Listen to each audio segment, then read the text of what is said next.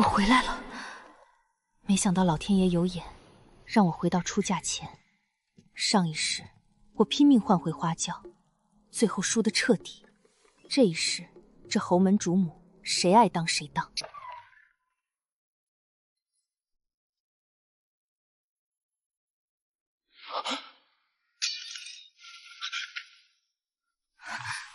池二公子，怎么是你？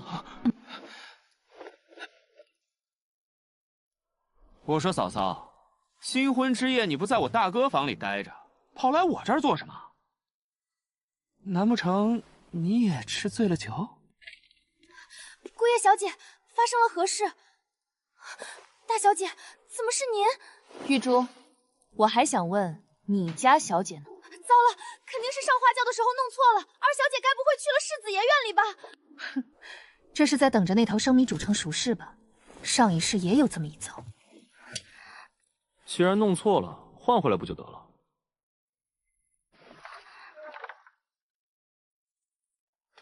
大小姐，老夫人的院子，你带路。我没听错吧？求老夫人替我做主。岂有此理！这简直荒唐！多大点事儿，闹得人仰马翻。闭嘴！嘴！唐宁，你放心，这事儿必不会这么算了，我一定会让景玉给你一个交代。禀老夫人，奴才去的时候，世子爷院里已经歇下了。什么？孽障！让他们赶紧滚过来！张姐，你还有脸叫我长姐？沈唐宁，你疯了！有什么你冲我来，干熹微什么事？世子，一切皆因我而起，张姐怨我也是该的。只不过是个意外，他有什么资格怨你？世子，姐姐，你怎么能打世子？世子，这一巴掌后，我们便两不相欠。今日之事，还请侯爷老夫人给我沈家个说法。唐宁，母亲知道你委屈，这事儿搁谁身上都不好受。可木已成舟，咱们只能尽量想法子弥补，不是？你是母亲认定的儿媳妇，谁都改变不了。至于熹微嘛，只能委屈她做个妾了。侯夫人说笑了，我沈家家风清正，也并非那等卖女求荣的破落户，断没有二女共侍一夫的道理。你这孩子怎的这般倔？我既嫁了过来，也无颜再回沈家。池二公子人不错，我看不如将错就错。啊什么啊！臭小子，还不快叫夫人！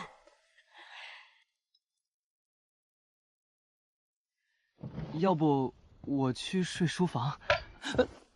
你可知道，我本该是人人羡慕的世子夫人，嫁了你这么个不学无术的纨绔，这辈子都完了。你方才在祖母院里还说我人不错，这话你自己信吗？那怎么办？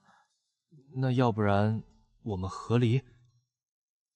那不如我现在就勒死你，再找根绳子吊死好。别冲动嘛，那你想怎么办？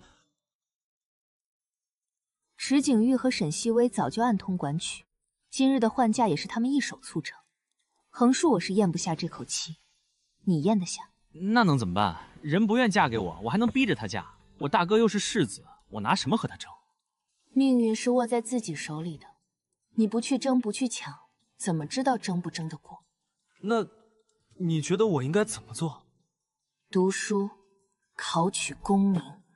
要不你还是勒死我吧。晚了，你我同在一条船上，一荣俱荣，一损俱损。反正今后我过得不能比他沈微微差，你明白我的意思吗？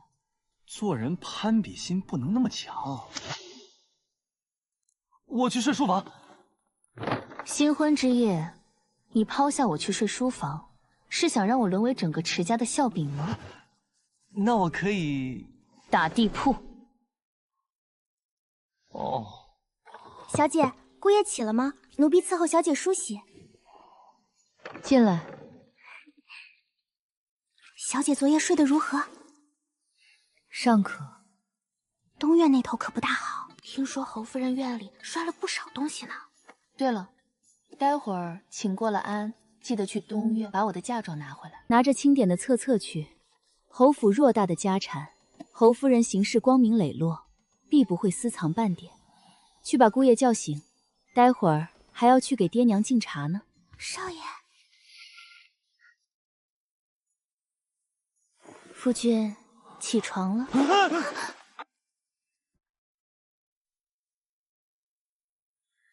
起来吧，给爹娘请安。祖母、父亲、母亲，你还认我这个母亲呢？行了，别误了时辰，明辉还要当值呢。母亲，请喝茶。我丑话说在前头，你的身份是不够格做我侯府未来主母的，这点你也承认吧？好孩子，你安分守己，将来世子夫人入府，景玉必不会亏待了你。妾身知道了，夫人。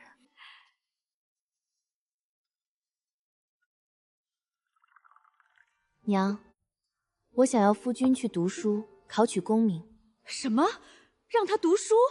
难不成娘打算让夫君一辈子碌碌无为，混吃等死？可是唐宁，想必你在嫁过来之前也有所耳闻，阿燕她就不是读书的那块料。唐宁，阿燕这孩子虽然没出息，混了点儿，但人不坏，心地也善良。娘跟你保证，你嫁过来，无论是前宅还是后院，都是你说了算。他敢纳妾，我打断他的腿。娘，我并非是嫌弃夫君没出息，只是你和爹有没有想过，现如今你们尚有余力能够庇护他，可将来呢？他总要学着撑起门檐，是也不是？更何况你们怎么就笃定夫君他做不到呢？我记得夫君12岁就中了秀才，曾被国子监的陈月主夸赞过天资聪明。那都是多少年以前的事了。这证明夫君是有天赋的，从前也许是方法出了问题，亦或是别的原因。为什么不再试试呢？娘也听过大器晚成，我相信夫君是璞玉，娘觉得呢？娘听你的，你说该怎么做？小姐，您看看谁来了？奴婢来迟，小姐受委屈了。嬷嬷来了就好。二小姐她怎么敢，迟家怎么敢？您才是沈家正儿八经的嫡小姐。夫人听闻这事大为震怒，二话不说就要来迟家兴师问罪，老爷给拦了下来。夫人只能托奴婢带话，问您想怎么着？嬷嬷，你说，沈熹微一个庶女，哪儿来的那么大胆子，敢在大婚之夜瞒天过悔，还进行得如此顺利？小姐的意思是，有人推波助澜。嬷嬷，你去回了娘，塞翁失马焉知非福。与迟燕的婚事是女儿自愿。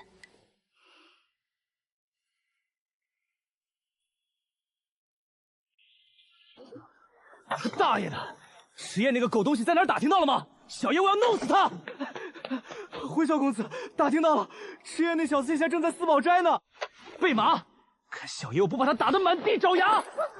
小公子性子冲动，必是要去替他长姐出气，可他向来下手没个情重，这要是把姑爷打出好歹，那可怎么是好？姨娘放心，奴婢这就去办，定不会让姨娘忧心。姨娘思虑周全，不如派个小厮去宫门口守着，给老爷递个话。也只能如此。去京兆府也透个风，老爷没来之前好歹拦着些，可别真闹出人命。姨娘果然心善。师兄，往日没看出来，你小子竟是有大造化的。怎么样，娶了个天仙回家，昨晚没少偷着乐吧？我说乌鸦，你能别哪壶不开提哪壶吗？看他还不乐意了。人沈大小姐才貌双全，出身高贵，你还有哪里不满意的？去，不说这个，比赛马上开始了。翠翠，咱们能不能一雪前耻，就靠你了。翠翠，加油啊，干他！回去给你加餐。迟燕，你给我滚出来！小姐，不好了，夫人传来消息，小公子带人烟气势汹汹去找姑爷了，看样子怕是要打起来。人在哪儿？立刻备马。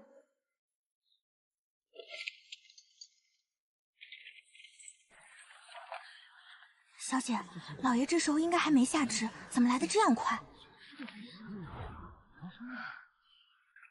沈慈，住手！父亲，您怎么来了？你还有脸问我？你自己干了什么事？难道心里不清楚？我和姐夫聊聊天叙叙旧，有什么问题吗？池二公子、沈小公子，本官接到消息，说这里有人聚众赌博。谁胡诌的？我和姐夫不过是切磋一下武艺。就是，自家人的事情能叫赌博吗？既是切磋，为何将人家的店砸成这样？老李啊，今儿对不住，待会儿毁坏的东西都记你二公子账上。得嘞，二公子。即使小打小闹，也别失了分寸。还有，这种地方是你该来的吗？刘大人，我看今日之事，兴许有什么误会。沈大人说的是下官冲动了。唐宁，你怎么在这里？父亲，女儿来接夫君回家。你能想开就好。父亲公务繁忙，女儿就不留父亲。阿姐，夫人。阿慈，姐姐知道你是想为我出气，但你也看到了，你姐夫人还凑合，你此番着实太过冲动，回去闭门思过好吗？我听阿姐的。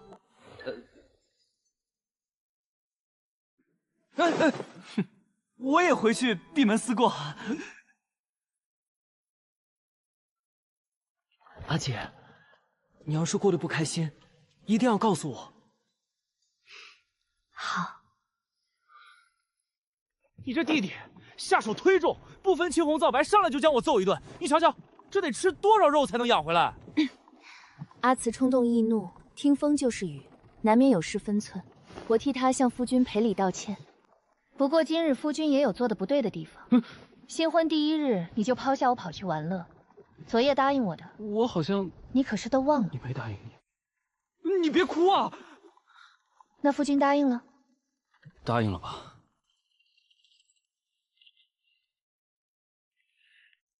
你个臭小子，你还有脸回来？你怎么敢的？娘这是做什么？这事本也不是夫君的错。就是，又不是我先动手的。娘这可就误会夫君了。今日之事，该因舍弟年幼，行事冲动，夫君不同他计较，已是大度。夫君已然答应，往后定会安心读书。那也是他不对，新婚第一天不在家好好陪着你，跑去那种地方鬼混，将你置于何地？娘有所不知，夫君适才已经答应我，日后会好好读书，专心考取功名，争取一举蟾污折贵。此话当真？乖儿子，娘亲没看出你还有这等志气。我儿，最近可有什么想吃的？娘让小厨房给你做。对了，你那些笔墨纸砚，通通换了，娘给你换最好的，咱不差这点钱。最近有点馋蟹了。行，还想吃什么？小姐，嫁妆已经尽数抬了回来，一个没落。您都不知道，奴婢拿着册子一一核对的时候，侯夫人脸都绿了。嬷嬷办事，我自来是放心的，都归拢到库房里吧。后日归宁。我之前嘱咐嬷嬷留意的事，如何？小姐料事如神。您出嫁当晚，院子里的二等丫鬟英灵果然去了趟方姨娘院里。平日里讨乖卖巧，没成想竟是个吃里扒外的家伙。若不是小姐事先叮嘱过，奴婢定要将那贱仆扭送到夫人那里发卖了去。没关系，且看看他能为他的主子做到什么程度。正值新婚，二妹不陪着世子，怎的有空来我这儿了？张姐，我是来向赔礼道歉的。我只想你心里怨我夺了你的婚事，可我也是没法子。张姐，是父亲逼我的。二妹妹，饭可以乱吃，话可不能乱说。我也是父亲的女儿，父亲向来疼我，岂会这般待我？更何况我还是嫡女，他将你我换亲，除了惹人笑话，得罪池家，能得什么好处？张姐，我知道你不愿相信，可事到如今，我也自食其果，落得这般境地，难道还会骗你不成？你仔细想想，若没有父亲准许，我岂敢在大婚之日瞒天过海，还进行得这样顺利？雪清，将二小姐扶起来。二妹妹，你说此事是父亲为之，那你倒是说说，他为何要这样做？我也是从姨娘那里偷听来的。他在朝中地位水涨用不满，有心敲打。如若沈家与侯夫成功联姻，恐怕会越发引得陛下忌惮。小姐，二张姐，你没事吧？多谢你提醒我，否则我怕是要一辈子蒙在鼓里。我也是心中有愧，不忍看姐姐被欺瞒至此，沉浸在父亲虚假的关爱中。你不是和世子情意相投吗？求他可比求我管用。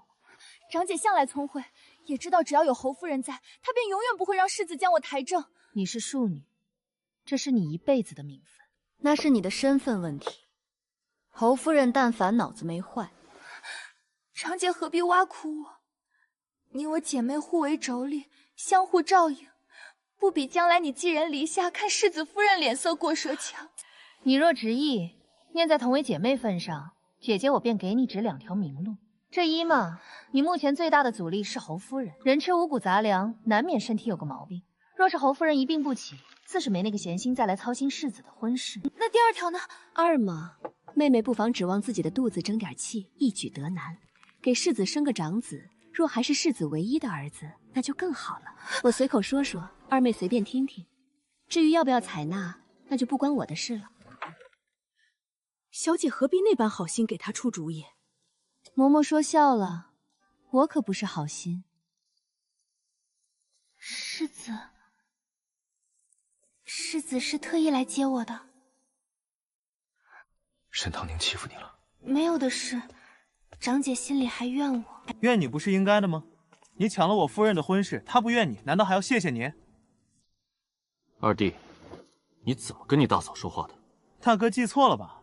我记得侯夫人可没承认咱府里有世子夫人，我哪来的大嫂？那你也不该用这样的语气和熹微说话。大哥，你是知道的，我向来不会说话。再说了，我夫人被人背后编排，我还不能替她讨回公道了。我这人护短的紧，往后这种没根没据的话，可别再让我听到了。你成了亲，也该收敛一些心思，不要成日无所事事。斗蛐蛐怎么了？这里头学问也大着呢，让大哥你去还不一定能赢呢。姑爷回来啦！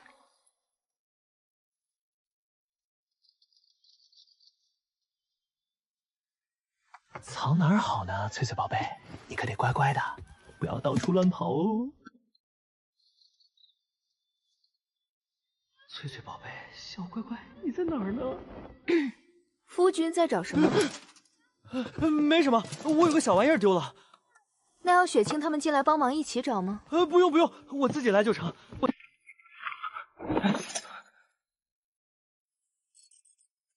哪来的虫子？在哪儿呢？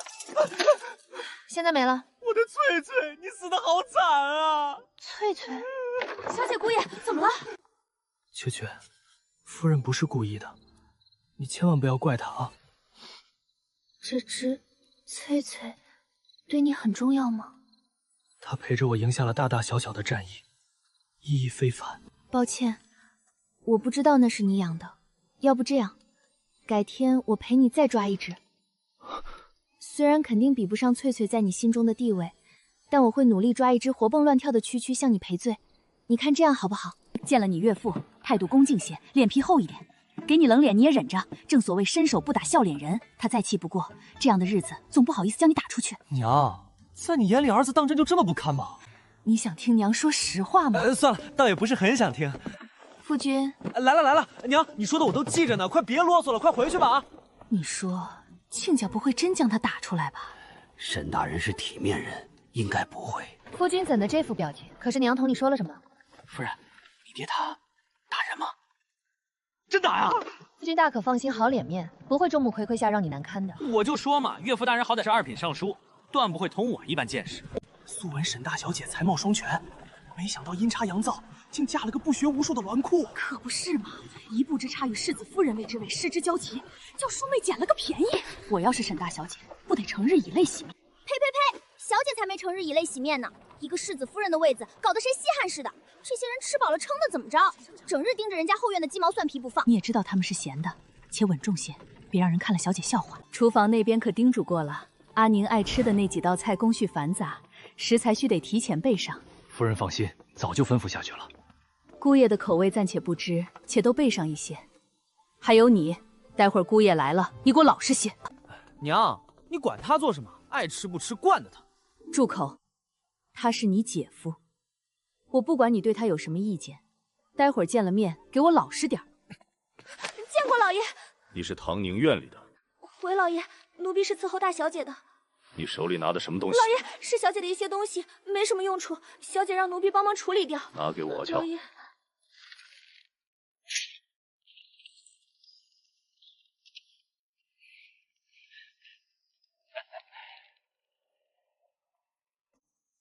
父亲，孽女！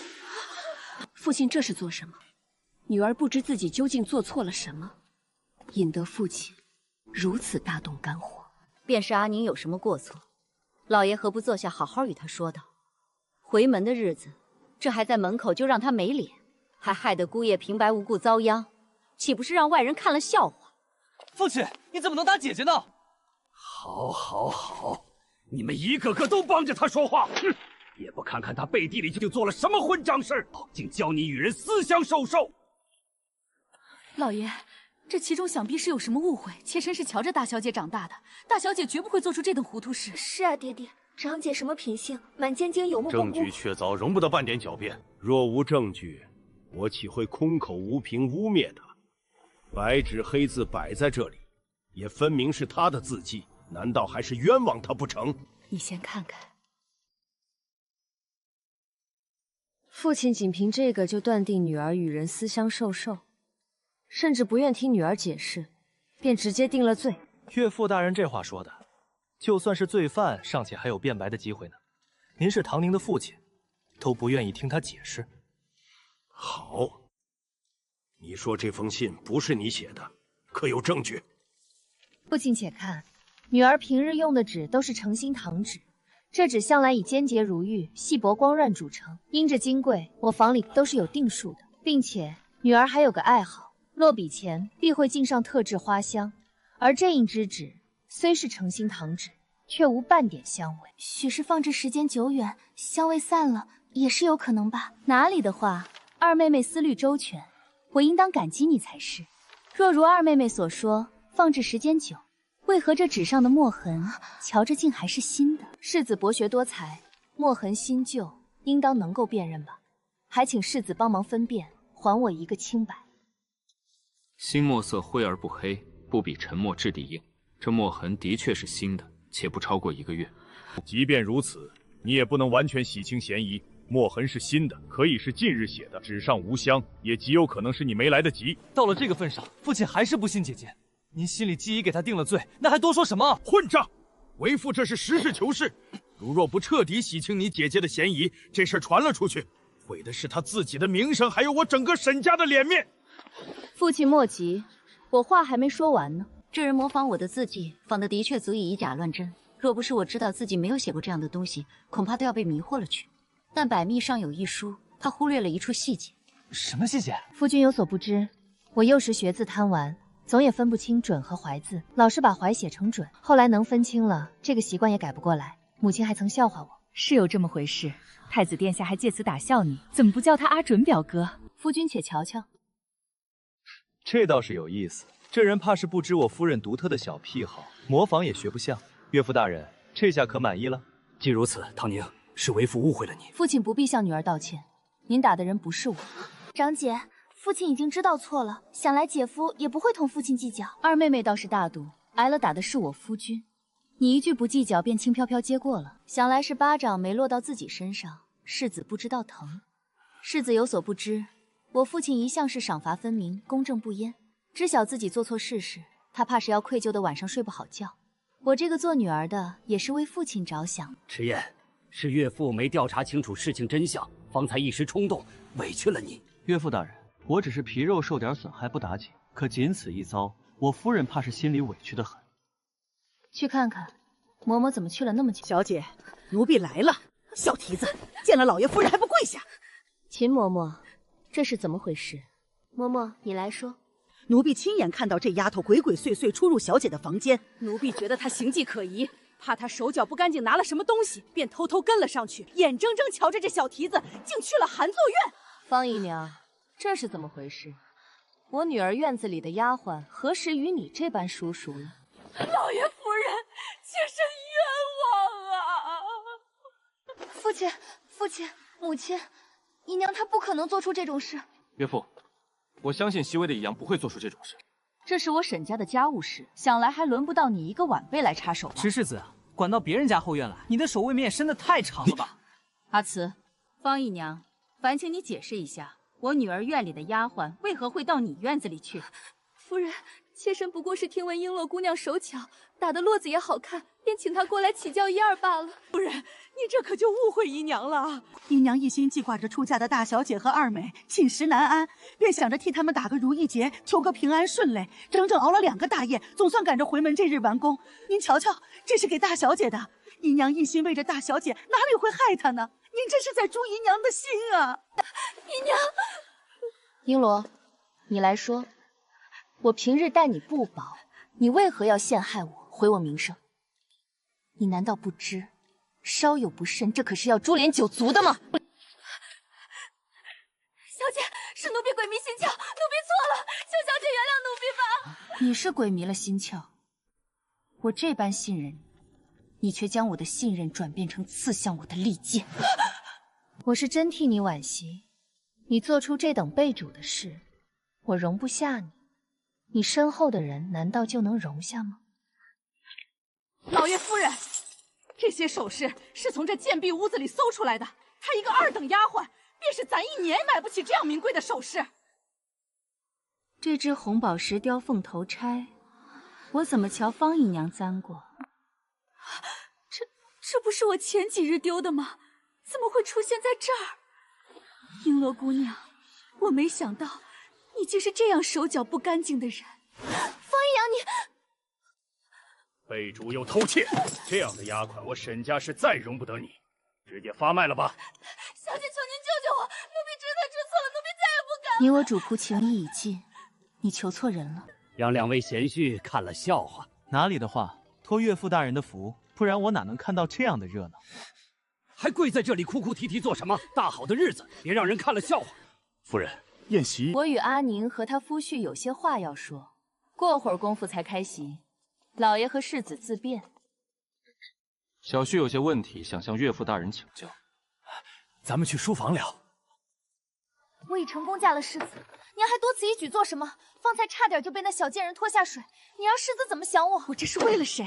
还不是为了让你在世子心中的地位稳固些。换亲虽然成了，可谁知道世子心中会不会还惦记着沈唐宁？绝无可能，世子他心中只有我。今日之事，我也是着了道。娘，这话是什么意思？是我小瞧了咱们这位大小姐，没想到她竟给我挖了个坑。那封信本就是她写。娘的意思是，她故意引我们上当，提前设下局。也不知道璎珞那贱妇什么时候不慎露了马脚，这才让她察觉将计就计。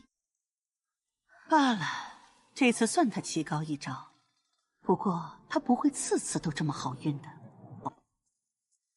好孩子，脸还疼吗？岳母大人多虑了，我皮粗肉厚，没少挨过我爹娘打。那不一样，阿宁这孩子是我捧在心里长大的，自小娇生惯养。本来担忧她嫁了人会受委屈，不过有你护着她，我也算放心。阿慈，带你姐夫出去转转，认认路。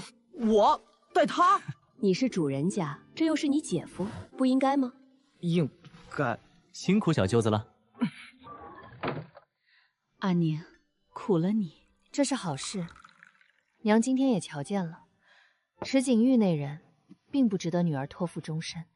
方氏母女，以往是我小瞧了他们。他们之所以这么大胆，无非是有所倚仗。娘觉得呢？你父亲，我算是看明白了。这么多年，他偏宠方氏，我可以容忍，因为我不在乎。可他万不该将你也算计进去。阿宁，你放心，这份委屈，娘不会叫你白受。嫁与迟燕是我自愿。娘不必太为我担心，这几日女儿观其信性，虽顽劣却纯善。娘今日瞧着，也觉得她不如外界传闻那般不堪。左右是关起门来自己过日子，你心中有数就行。母亲放心，她虽顽劣，本性却纯善，女儿既已嫁她。放心，娘不会让你受委屈的。璎珞呢？方才来了牙婆，已经把人带走了。这丫头吃里扒外，只是发卖倒是便宜了她。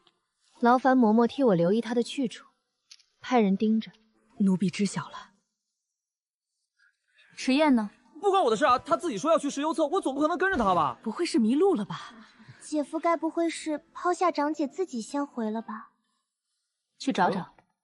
我这才离开一会儿，就有人急着替我做主了。我要是再来晚点儿，还不知道要被二妹编排成什么样。娘还以为你迷路了呢。贵府是有些大，看的人眼睛都花了。我绕了好半天呢。哎呀，没把你赶出来吧？你们是夫妻，他是你夫君，护着你是应该的。不就是一巴掌，你不必有心理负担。放心，我没忘记答应了要陪你再捉一只蛐蛐。不就是一只蛐蛐，多大点事儿？你不说我都忘了，不用麻烦了。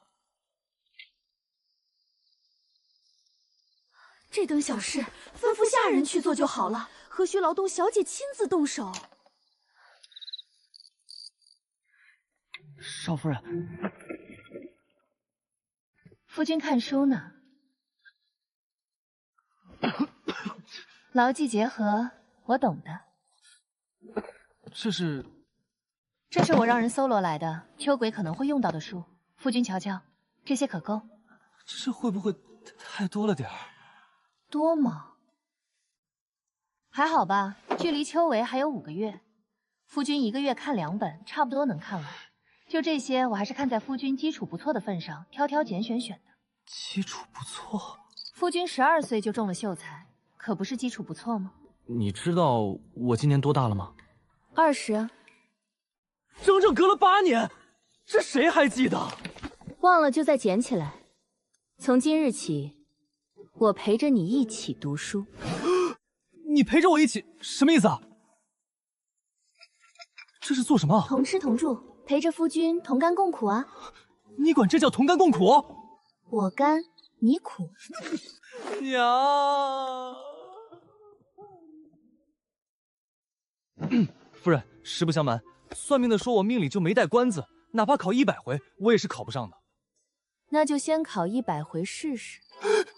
夫人有所不知，我曾经做过一个梦，我读不了书也入不了仕，否则会家宅不宁，我会迎来祸。死了我管埋。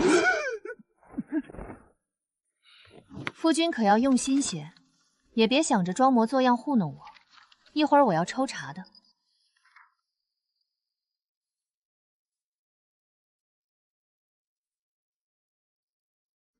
夫君这2日表现不错，今日我要出门，便不盯着夫君，还望夫君在家中自觉勤勉。夫人放心，你尽管出去，家中一切有我，必不会让你担心。有夫君这话，我便放心了。那我便先行一步。夫人路上小心，务必要玩得尽兴。夫人当真觉得姑爷一个人在家会用心读书？当然不会，说不定我前脚出门，他后脚便溜出来了。不过不打紧，一口吃不成胖子。贼溜溜。8两如何？公子，奴才亲眼看见少夫人上了马车，看得真真的。自由了，自由了！公子，您真打算偷溜出府啊？会不会说话？什么叫偷溜？我这是光明正大，好吗？放心，我肯定赶在他之前回来啊，不会让他发现的。你记得帮我打掩护，我妈要是来了就说我一心读书，谁也不想见。公子，公子，您可要早点回来啊！嘘，小声点，你想把整个府里的人都叫过来吗？公子，没摔着吧？你也别怨我折腾，往后世子夫人进府，需要你伺候的地方还多着呢。我也是让你提前适应一番。夫人教训的是，妾室受教了。夫人，西院那位烂泥果然翻墙跑出去了呢，用不上墙。可笑二房那位还一心做着他儿子能考个状元回来的美梦。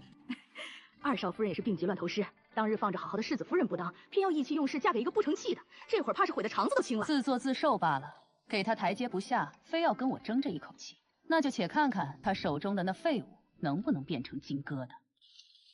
娘娘，这里。成了亲后，要见你一面可真不容易，谁说不是吗？娘娘，你近来过得如何？尚可，都是自家姐妹，咱们也没必要拐弯过角。那池二公子是什么样的人，燕京无人不知。娘娘，你果真不伤心吗？嫁能不然能怎样？日子总是要过下去的，我不振作起来，难不成非得寻死觅活？就是，不提那阿杂东西。你能这么想也好。要我说，池二公子虽然不成器了点，但也没年华惹草三木四，就这一点，比那池景玉不知强到哪儿去。可不是吗？人家情投意合，我家在中间倒成了恶人，何不干脆识趣点？算了，不提这些晦气玩意儿。咱们今日出来是寻高兴的。我知道城南最近新开了一家铺子，有许多稀奇古怪的东西，据说从南阳那边来的，咱们去看看。都说了，本公子才不是为了什么娉婷姑娘，我就是单纯好奇那昆山玉究竟是什么模样。小姐，好像是姑爷。嘘，明明，你夫君来寻你了。寻的怕不是我。娉婷姑娘是谁？娉婷姑娘是春风楼的头牌。明明，许是那些人信口胡言罢了，当不得真的。把你们这儿的镇店之宝昆山玉呈上来，我瞧瞧。池二公子，你也知道昆山玉是镇店之宝，轻易不给人瞧的。什么意思？是觉得你二公子买不起？池二公子，人家掌柜可卖你这个面子，你池二公子的名号也有行不通的时候。我的名字不管用，你萧碧的名字就管用了。你掌柜的，你尽管开个价，无论多少银子，本公子都出得起。二公子，这青山玉已经被人定下了，实在不是小人。你怕不是故意敷衍我？那人出了多少钱？我出双倍的价钱。为美人不惜一掷千金，池二公子好大的手笔。明明，你莫要气坏了身子。就是为这种人可不值当。池二，你可是出息了，为别的女人豪掷千金，还被自家夫人抓了个正着，也算是头一个了。嫂夫人，你别听他们胡说八道，这就是个误会。你来说。夫人，我错了，我再也不敢了。哦，夫君错在哪儿了？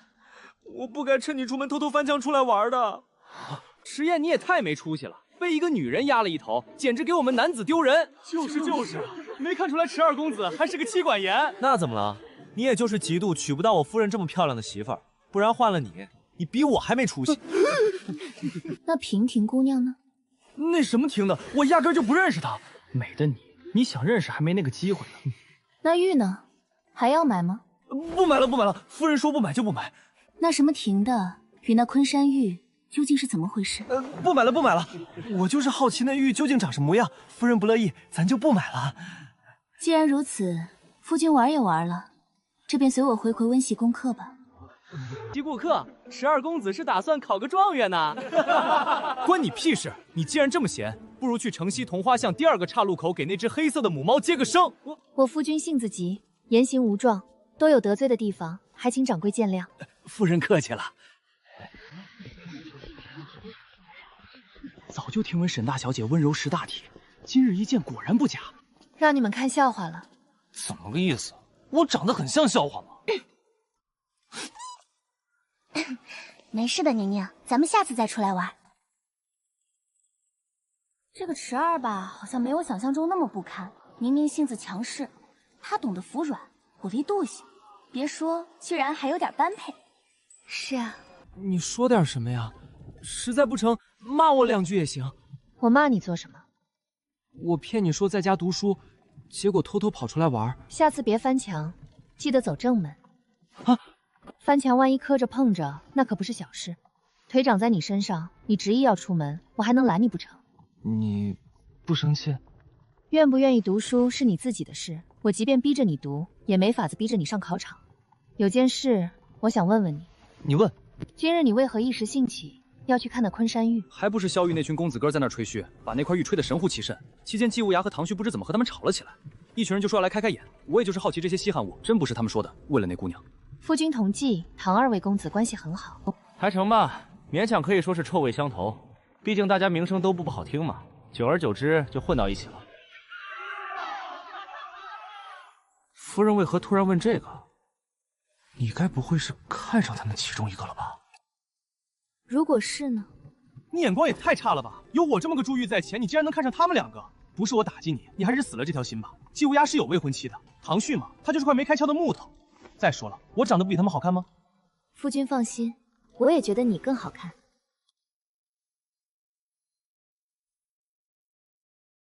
唐宁啊，这个家多亏有了你，不然还不知是什么光景呢。你说的可是真的？这才多久，夫人就打算给世子娶妻？那还能有假？我那老姐妹在夫人院子里伺候，她亲口说的。你想想看，自打世子纳了沈姨娘，就跟变了个人似的。夫人能不着急吗？这倒也是。若世子夫人进了门，分走了世子的宠爱，沈姨娘往后的日子可就难过了。听说你那侄媳妇怀上了，恭喜恭喜啊！可不容易吧？这都3、4年没动静了。可不是嘛，多亏了之前那老道士给的偏方，这一胎极有可能是个儿子呢。什么偏方这么管用？我也给我那儿媳试试。好大的胆子，竟敢在主子背后嚼舌根！此事若叫侯夫人知晓，有你们好果子吃的！沈姨娘饶命，奴婢们再也不敢了。两位嬷嬷莫急，此事我可以不与你们计较。不过，我想知道那个偏方是什么。小姐，成了。尾巴处理干净了。小姐大可放心，我已给了那嬷嬷一大笔银子，过几日她便要回老家照顾她的小孙子了。辛苦嬷嬷。你妹妹本就不义，为母则刚，她为腹中民儿做打算也情有可原。夫君是答应了。二弟去得早，作为兄长，能帮衬的自然应当帮衬，只是记在你名下，将来我们有了孩子，该是他的还是他的。母亲不会答应的。母亲那边我去求援。是侯夫人。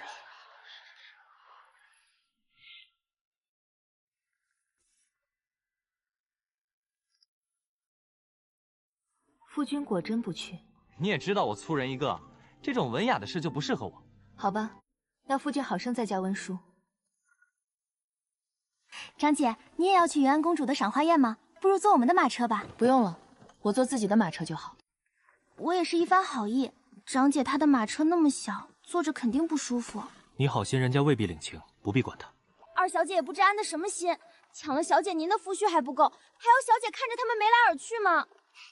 翻来覆去，他也就这点手段了。二少夫人莫要动气，上不了台面，终究是上不得台面。就是什么？多谢诸位。娘娘，娘娘，知晓你会来，我方才还在外面找呢，看到了池家的马车才知道你肯定已经进来。那庶妹怎么也来了？许是公主殿下爱热闹呢。云安公主到。大家都来的差不多了吧？哟，沈大小姐也来了，本公主还以为你不会来呢。殿下说笑了，您亲自递的帖子，唐宁焉有不应的道理？本公主这也是好心，念着你在家无聊，和池二公子又没共同话题。多谢殿下关心。我与夫君虽没有相同的志趣，不过性子倒正好互补。夫妻之间本就需要时间磨合，因此日子也不算乏味。好啊，那本公主便拭目以待。子恒，看来你这前未婚妻倒也没传闻中那般对你情根深重啊。三王子说笑了，我与他的婚约本就是家中长辈定下，自然谈不上什么情谊。你这有什么可后悔？错把珍珠当榆木，本宫替你惋惜啊。殿下说笑了。切，他们俩倒是臭味相投上了。你这话要是传到公主的耳朵里，小心吃不了兜着走。我看这里没其他人才说的嘛。当心祸从口出。知道啦。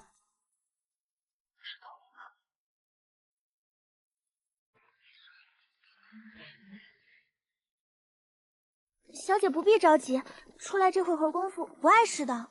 雪晴，你信我吗？这是自然。好，待会儿无论我做了什么，你都只管沉住气，不要慌张。小姐放心。是谁？沈大小姐，我听到这里有动静才过来瞧瞧。顾小姐，你这是怎么了？你快离开，有刺客闯入了公主府。我方才就是听到这个消息，逃跑的途中不慎崴了脚。既然是这样，那我更不能放任你一个人留在这里了。不必担心，我来的路上看到不少侍卫，相信那刺客很快就会被抓住。沈大小姐，多谢，今日之事多亏了你。你叫我唐宁就好。我听太子表哥提过你。太子殿下提起我？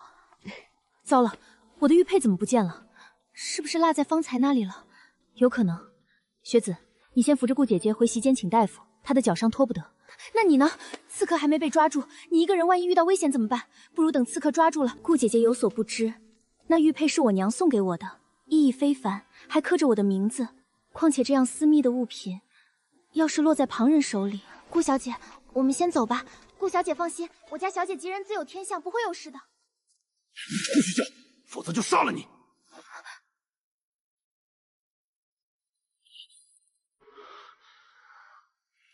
我不会大喊大叫的，你仔细别伤了我。你受伤了，我对你没有恶意，相反，我可以帮你逃出去。我凭什么信你？因为我怕死，我的命现在在你手里，万一你死之前想拉个垫背的怎么办？你的命不值钱，我的命可珍贵着呢。我沈唐宁说话算话，信不信由你。谁在那里鬼鬼祟祟？不好意思，是不是吓到你们了？沈大小姐，你怎么会在这儿？我衣裙不慎弄脏了，本想找茶水室换一下，结果公主府太大，不小心迷了路。方才听到动静，还以为有外男过来，便想着避一避。沈大小姐，府中进了贼人，正在排查。多谢小哥提醒，不知能否请为侍女给我带个路？您在此处稍作等候，我稍后便让侍女过来为您带路。多谢小哥了。沈大小姐客气。这样够有诚意了吧？现在公主府到处都是抓捕我的侍卫，戒备森严，你怎么带我逃出去？我可没说要亲自带你逃出去。你想出尔反尔，我现在就可以杀了你。我一开始就说的可以帮你。公主府有一处地方较为偏僻，那里不会有人把守，我可以告诉你在哪儿。但你能不能逃出去，就要看你自己的本事。我没有义务送佛送到西。殿下，搜查的如何？回殿下，还没有找到。对方费尽心机潜入公主府，必有所图。可本宫不知，一个公主府究竟有什么能够让他图谋的。继续找。人肯定还在这府中。你方才准备去哪儿？沈唐宁，这里离后花园有段距离。他孤身一个人，也没个侍女身边，跑到这么偏僻的地方做什么？去瞧瞧。沈大小姐，侍女给您带来了。见过三皇子殿下。殿下怎么在这儿？听下人说沈大小姐孤身一人迷了路。本宫便想着顺路过来看看，倒是让殿下看了笑话。不碍事，沈大小姐不知我与子航关系不错，你是她的弟妹，本宫照拂一二也是应该。殿下，您这是？本宫瞧着这里风景很是不错。这里怎么还有人？怎么是你？三皇子见到我很惊讶。池二公子怎么在这儿？你不是没来吗？这不是不放心我夫人一个人吗？三皇子，你离我夫人太近了。倒是本宫失礼，殿下知道就好。本宫还有事在身，就先失陪了。沈大小姐，这位侍女会带您去更换衣物。有劳。你不解释解释？你想听什么？你和那刺客认识？素不相识。那你为什么帮他？人在屋檐下，不得不低头。我若是不帮他，他恐怕会杀我泄愤。回去吧，你那丫头怕是要急哭了。夫君觉得三皇子此人如何？虚伪之极，两面三刀。我就随口一说，这话要是三皇子知道了，我非得吃不了兜着走。那夫君觉得，三皇子与太子，谁更有机会竞争那个位置？妄议天价，你不要命了？我也是随口一问罢了。乾坤未定，鹿死谁手尚未可知。夫君莫要嫌我苛刻，如今已是4月，距秋闱不到5个月，实在松懈不得。这是……我看夫君的荷包有些旧了，做了个新的送给你。送给我的？这多不好意思。时候不早，今日不如就到这里，夫君去歇着吧。歇什么歇？我感觉我还能看一会儿，你先安置吧。夫君近来如此勤勉，可莫要熬坏了身子啊。我自己的身体我心里有数，熬这么会儿哪里就垮掉了。再者你也说，距离秋闱越来越近，正是应当刻苦用功的时候。没想到夫君竟有如此觉悟，那妾身就不打扰夫君用功了。小姐这招效果委实不错，姑爷都知道主动用功读书了。吩咐小厨房做碗燕窝给公子送过来，长夜漫漫，可别饿着夫君。小姐放心，奴婢省的。怎么了？是哪里不舒服？只是有些头晕，世子别担心。既是身子弱，那便好好待在院子里，少出来走动，省得磕了碰了还要赖在别人头上。母亲，熹微自幼体弱，许是真有不适，您何必太过苛刻？我苛刻？我看你是猪油蒙了心。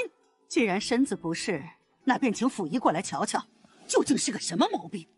妾身听侯夫人的。张大夫，你可要仔细瞧瞧。回侯夫人，世子脉如走珠，往来流利，这是有喜了。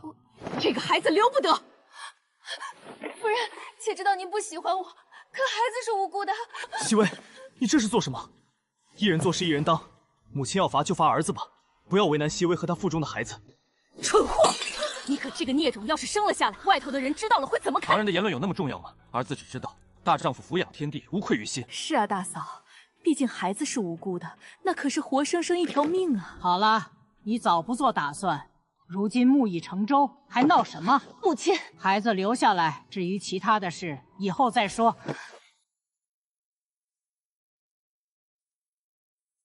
你就不伤心？这是喜事，伤心做什么？我上个月才支了一笔银子，这还不到1个月就花完了。二少夫人，王管家怎么在这里？是有事找母亲吗？我来找娘说会儿话，娘和王管家先聊，我不急。哎呦喂，二夫人，您又不是不知道，如今府里多了位小主子，老夫人早前放了话，一切先紧着那位，这开支可不就大了起来吗？吃的、穿的、用的，我没理解错吧？王管家这是来向母亲讨银子了？侯府何时落魄成这样了？二少夫有所不知，侯府历来都是如此，在您尚未嫁过来之前，便有了这样的传统。历来如此，就是对的吗？这是二夫人自己的意思。那王管家以后不必来了。从今天开始，我们二房不会再补贴宫中。若是老夫人有需要，那么二房孝敬一二也是理所应当。可花二房的钱去养世子的孩子，我倒是要问一回，世子究竟知不知情？刚才唐宁僭越了，母亲勿怪。好孩子，娘知道你是为了我们二房好，委屈你了。说来也怪我们做父母的不争气，否则哪用得着看别人脸色过活。我知道母亲的良苦用心，可你也看到了，正所谓斗米恩，升米仇。当您习惯性的付出，那便会被旁人视为理所当然。我认为二房并不欠大房的，夫君能否承载，最关键的在于他自身。我们固然能为他铺好路，走不走得远，还是要看他自己。您说是不是？这么多年，我看的还没你明白。您是当局者迷，可若大嫂那边心存不满，该当如何？侯夫人是要脸面的人，即便心存不满，她也只能往肚子里咽。他沈唐宁当真这么说？也敢打我的脸？他花花肠子这么多，往日我竟小瞧了他。这样不省心的女人，当初还好没让她进我侯府的门，否则还翻了天。可不是嘛，夫人，小人自个儿讨骂倒是不值一提，可小人代表的是夫人你的脸面啊！他那般放肆，可不就是没把夫人您放在眼里吗？贱人，岂有此理！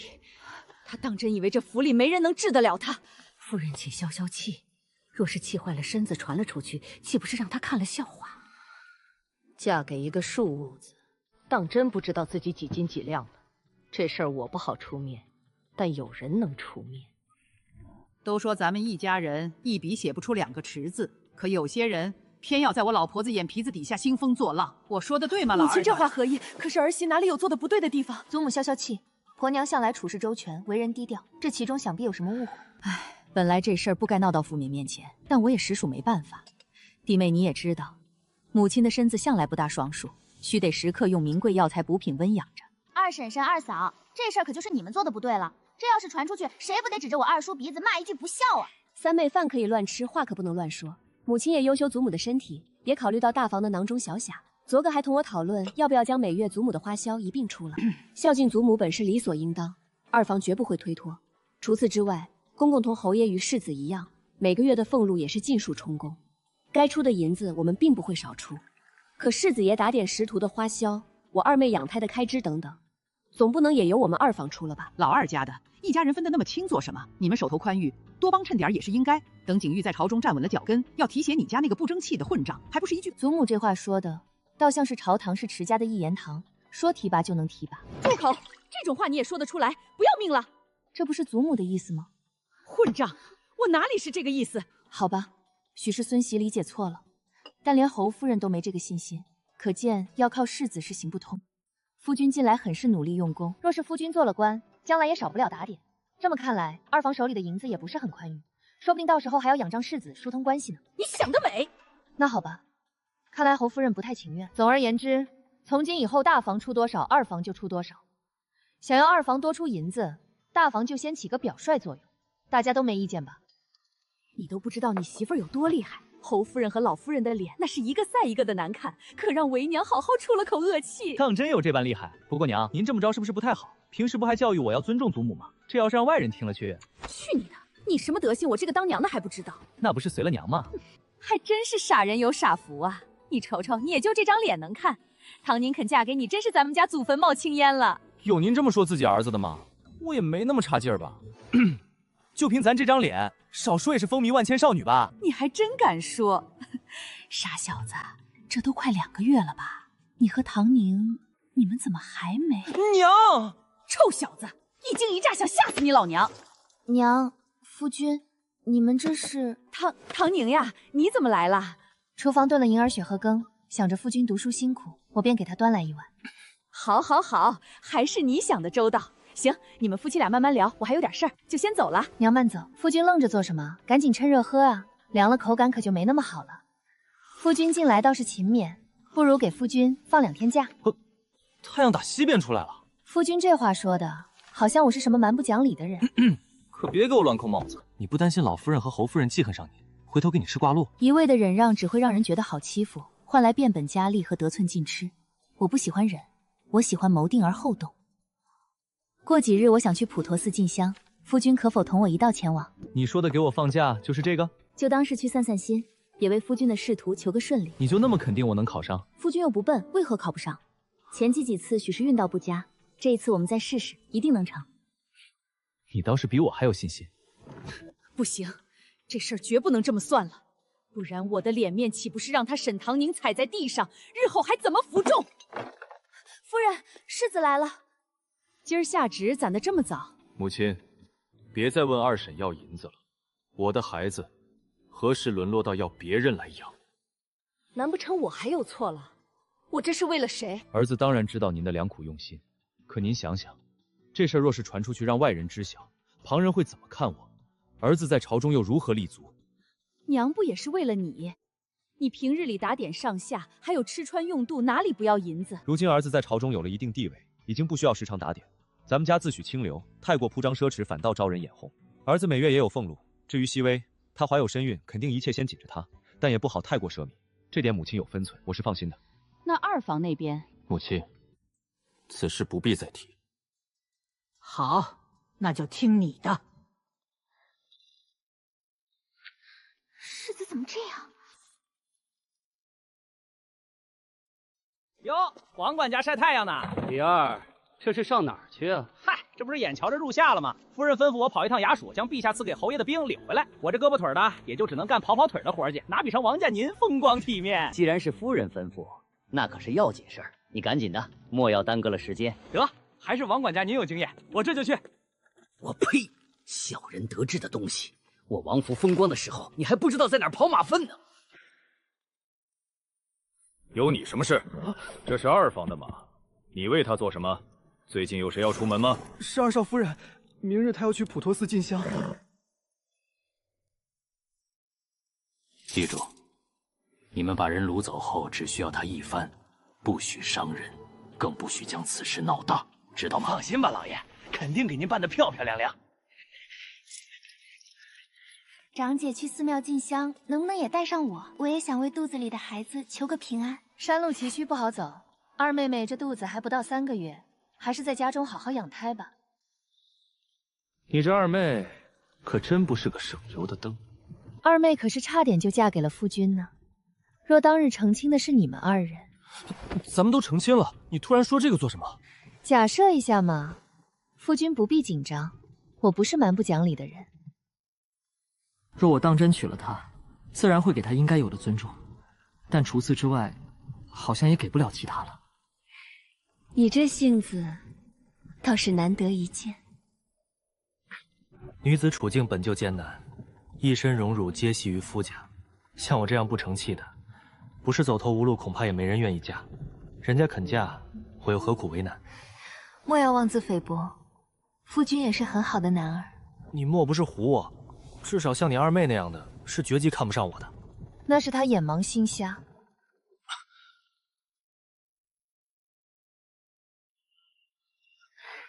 多谢夫君。这上个香还真不容易，夫人信这个？我相信事在维维。阿弥陀佛，两位施主上香还是供灯？上香，有劳小师傅引路。女施主客气了，请跟我来吧。这是姻缘树，此树为许愿树，不止姻缘，求其他也可以，很灵的。施主要不要试试？还是算了。劳烦为我取一个吧。稍等。你不是不信吗？佛祖座下不可妄言，心诚则灵。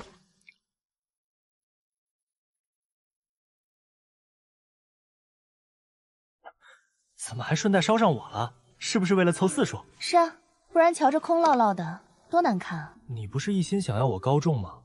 怎么不写这个？一次许2个愿望，那多贪心啊！万一佛祖不乐意怎么办？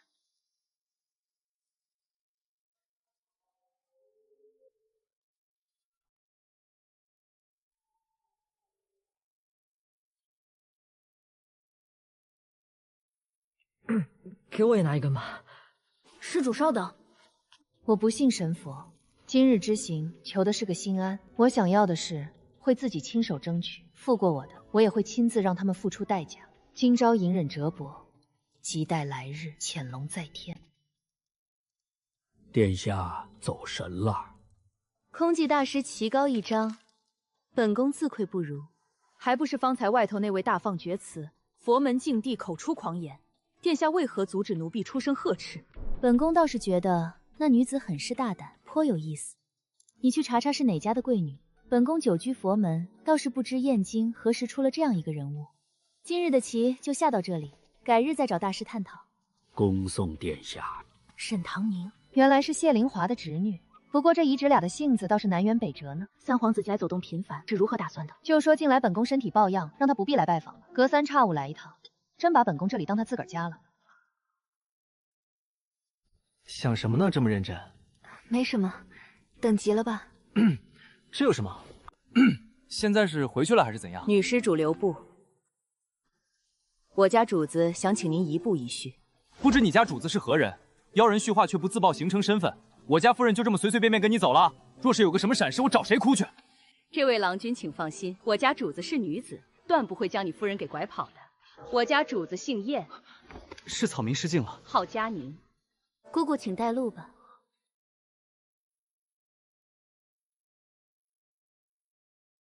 沈家女，你好大的胆子，敢在本宫面前耍心机！殿下息怒，你那句今朝忍忍折帛，明日潜龙再欢，是说给本宫听的？是说给殿下听，也是说给臣女自己听。你倒是诚实，殿下面前不敢卖弄。你跟你的姨母可真不像。起来吧，没成想这么些年过去，你的胆子竟大了不少。殿下以前见过我，见过一次，那时的你才几岁，谨小慎微，明明还是个孩子，却偏要装出一副年少少成的模样，和你姨母简直是一个模子刻出来的。你来偶遇本宫，目的怕是没那么简单吧？殿下果然料事如神。坐，尝尝本宫的手艺如何？怎么样？滋味很奇特，很好笑。奴婢知错，难喝就难喝，你倒是虚伪的很。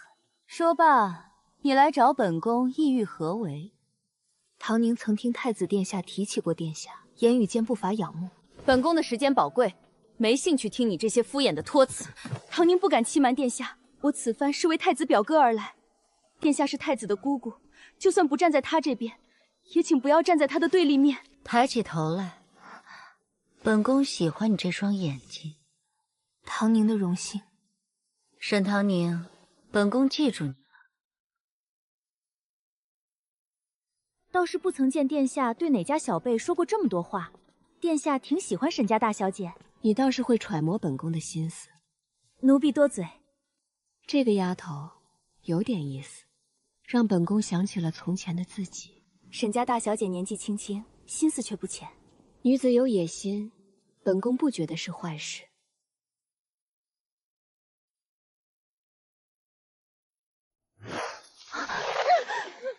可算是等着他落单了。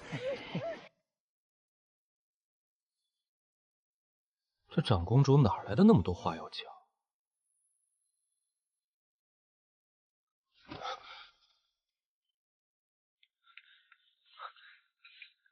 你好，我想问一下，长公主人在何处？这个时辰，殿下应是回禅房用膳了。那和长公主一起交谈的那位夫人呢？你说那位穿黄色裙膝的夫人啊？她方才就离开了。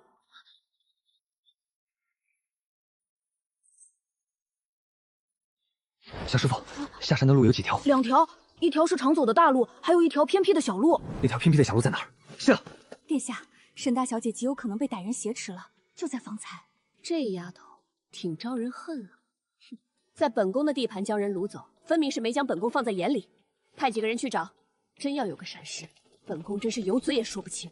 大哥，到底要把这小娘子带到哪儿？万一她家人报官怎么办？人失踪没超过1天，官府是不会管的。先随便找个地方，等明天一早再给人送回去。几位大哥有何贵干？人放下，你们可以走了。懂不懂规矩啊？先来后到，知不知道？这位大哥，这单子是我们接下的，您这样横插一脚，不是让我们难做吗？大哥，让我们给你。方才是我们不懂事，您大人有大量，别和我们计较。晚了。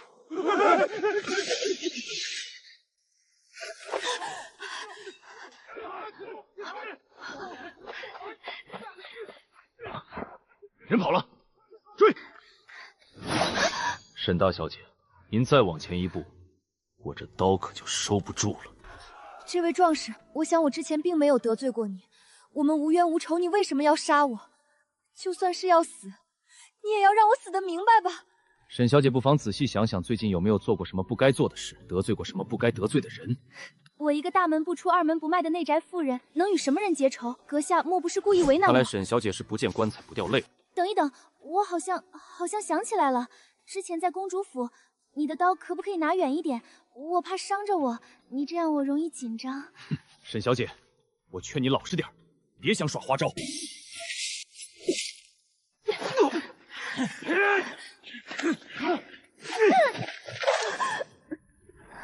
沈大小姐，我是不是对你太仁慈了？找死！狗贼，跟谁俩呢？迟延，可有伤到？小心！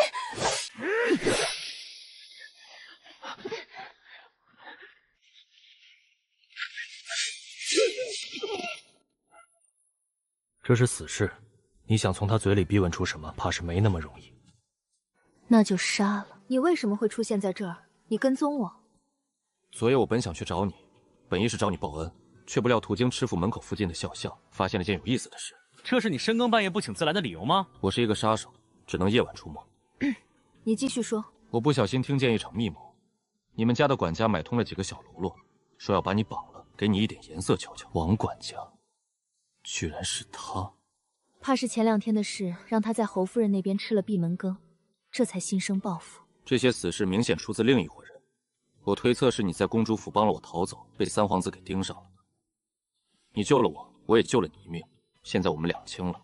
阁下这样做可就不地道了。于我而言，当日在公主府救下你，那可是花费了9牛2虎之力。现如今我还被三皇子这样的人物给盯上，甚至可以说，今日我有此劫难，和你逃不了干系。这点你承不承认？但于你而言，解决这几个杀手是轻而易举的事情。虽然同样是救命之恩，但却并不对等。更何况我还是因你而招来的杀身之祸。我说的可有错？那你想如何？有一句话不是说，救命之恩当以身相许？这样，你替我做事，我付你酬劳如何？做什么用这样的眼神看着我？我不。多少钱？你开个价。沈大小姐，我不是为5斗米折腰的人。1个月100两够吗？是不是少了点？200两。可以。什么时候上任？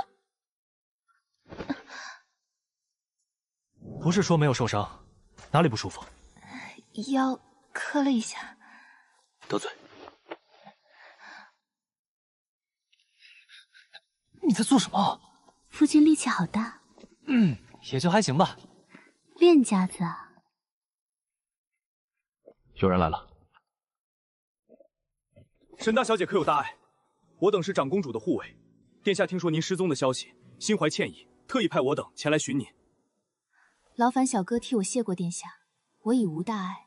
多亏我夫君和我的护卫赶来及时，只不过在争斗之际，那群凶神恶煞的贼人已伏诛，能否请几位帮忙把他们送到京兆尹府？当然可以。小姐，您这是……回去再说。夫人可真有钱。哪里的话，这钱难道不是夫君出吗？啊，我们不是夫妻吗？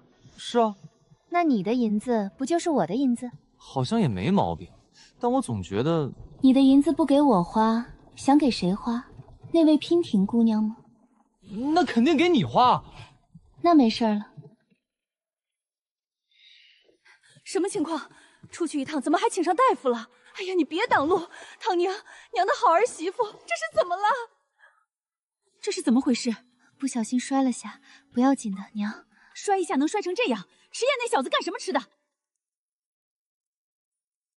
这事儿还真不怪夫君，回头再说。姑娘，我儿媳这伤势如何？可要紧？夫人放心，少夫人这伤只是看着吓人，并未伤及根骨，淤血揉散了，再抹点活血化蛆的药。这治外伤的伤，早晚各抹一次，记得别沾水，饮食尽量清淡一点。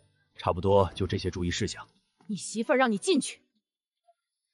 你叫我？我行动不便，有一件事想劳烦夫君帮忙。我既已脱险，今日的账便要算上一算。王管家那边劳烦夫君跑一趟。就这个？不然还能是什么？没什么，小事一桩，我这就去拿人。小姐想如何处置那老东西？这是侯夫人的人，你家小姐我可没权处置。哼，买凶害主，这样的下人将何该扭送官府？王管家，您这会儿得空吗？去，你王爷忙着呢。狗东西，作死吗？狗东西，看清楚爷爷是谁！二公子，我是夫人的人，你没权利这么对我。行，那就去找能处置你的人。一个两个都当本夫人是软柿子不成？燕哥儿，好大的派头啊！拿着我的人气势汹汹来我院子，一副兴师问罪的模样。这王管家手脚不干净，京兆尹府的人正等着问话呢。奴婢便要斗胆问问二老爷是如何管教的儿子了。侯夫人莫怪，事急从劝，我这也是不得已为之，否则等京兆尹府上门来要人，那丢的可是整个池府的脸了。你这话什么意思？这和京兆尹府有什么关系？今日晚辈陪夫人去普陀寺进香，中途却遭遇贼人劫道，指名道姓有人买凶，目标是我夫人。侯夫人不妨猜猜，这买凶的人是谁？没错，正是王管家。二公子，你这是血口喷人！我王府敢对天发誓，从未做过这样的事情，还请夫人明鉴，还小人一个公道啊！难不成还是我家小姐用自己身体开玩笑来污蔑王管家？奴婢也觉得此事有古怪。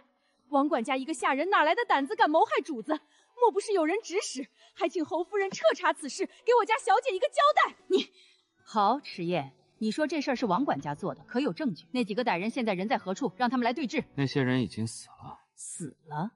也就是说现在是死无对证，那你总要拿出实际的证据，总不能你空口白牙指谁便是谁吧？燕哥，不是我说你，可你此举未免也太冲动了些。要是官府查案办案都像你这般草率，那世间不知道多少冤假错案。二公子，那些人已经死了，又怎么能作证呢？小人说句难听的，若您诚心跟小人过不去，那小人岂不是有理也没处说？夫人说的是，说话做事得讲究证据，也是我来的匆忙，险些忘了。人证嘛，倒也不是没有，只是一时半会儿恐怕来不了。我这个身份，怕是也请不动人家。嘉宁长公主，你说的人证是谁？嘉宁长公主。你说谁？长公主啊！今日我与唐宁能够脱险，多亏了殿下。不好了，夫人，侯爷回来了！混账！侯爷回来了，你这么慌做什么？可是同侯爷一起来的还有京兆尹刘大人啊！你说什么？蠢东西，怎么不早说？那几个小喽啰都死了，咱们要怎么证明是王管家指使的人？有人会替我们证明。你是说长公主她有这么热心吗？我们认不出那些死尸，长公主却未必认不出。你猜她会怎么做？这事儿若是闹大，丢的是整个皇家的颜面。所以，于公于私，长公主都会选择粉饰太平。那么这个时候，就需要有一个人认下这个罪名。所以届时，即便我们不求到长公主那里，她也会主动出面摆平此事。侯爷，刘大人。下官见过侯夫人。刘大人可是稀客，怎么这时候过来了，也不提前让人知会一声？实不相瞒，下官是为了一桩案子而来。案子？什么案子？刘大人说这话，我可就不明白了。今日长公主与贵府二少夫人一见如故，便叙了会儿话。谁料分别之后，二少竟在普陀寺中被人挟持，光天化地竟出了这档子骇人听闻的事。殿下震怒不已，特命下官彻查此事。原来真有此事，燕哥儿来找我，我还当他是夸大其词。既如此，那我便也容不下这等恶仆了，还请大人按律处置。夫人明鉴，小人绝无半点谋害二少夫人的心思啊！你若没做过，好端端的那些人为何要攀咬上你？小人是买通了几个混混，想让他们绑走二少夫人，吓唬吓唬她。可我绝没说过让杀二少夫人这话呀！夫人，念在小人往日没有功劳也有苦劳的份上，您就饶过小人这一次吧。王管家，我平日待你不薄，没成想竟叫你生出这般毒辣的心思，胆大包天谋害府里的主子。夫人，王管家，你去吧。若你当真无辜，刘大人自会还你一个清白。可若此事当真你所为，本夫人也容不下你。刘大人，人本侯就交给你处置了。侯爷放心，下官定尽心尽力。此事能否摆脱刘大人，的确我侯府管教不严，但传了出去，到底有失颜面。侯爷放心，下官今日前来，只是向侯爷讨杯茶喝。这就是夫人管的家。此事妾身是真不知情，腿长在王福身上，妾身还能时刻盯着他不成？可他是你的人，你让外人怎么想？我信你不知情，他们信吗？夫人管家辛苦，难免心有余而力不足，不如让二弟妹帮着一起管，也好放一放肩上的担子。侯爷，此事不可。夫人若是能让我省点心，也不至于闹到这步田地。事情就这么定了。夫人，快请大夫！这我肯定不行的，我又没管过家，要是出了什么差错怎么办？娘都没尝试过，怎么知道自己不行？可大嫂那边会不会不高兴？此事怕是侯爷的意思，无论娘答不答应，大伯母对您的怨恨都不会少。娘以为不争不巧便能家宅安宁，可事实是您不争不抢，底下的人都以为咱们二常是软柿子，连带着夫君也被人瞧不起。唐宁，是娘糊涂了。那你觉得娘能管好吗？这是自然，我相信娘。这管家权来的不易，是由你受伤换来的。娘一定争口气，不让你白受委屈。